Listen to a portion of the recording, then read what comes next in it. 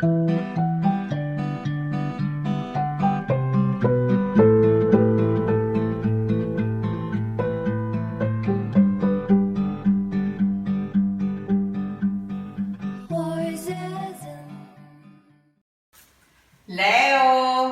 Leo! No, cara, eccomi. Sei arrivato finalmente! Mai una volta che arrivi presto per la cena, Mi hai preparato il mio solito?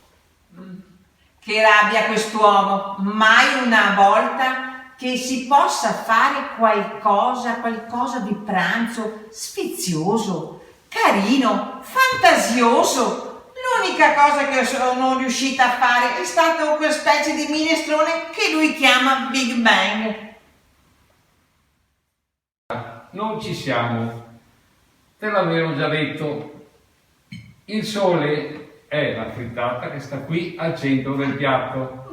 Tutto intorno girano gli altri pianeti. Da Giove, che è il più grande, dammi una bella mela, che la mettiamo qua. proprio qui. Al più piccolo, che è il Plutone, per questo basta una noce. E la mettiamo qui. Per tutto il resto, stasera possiamo scegliere.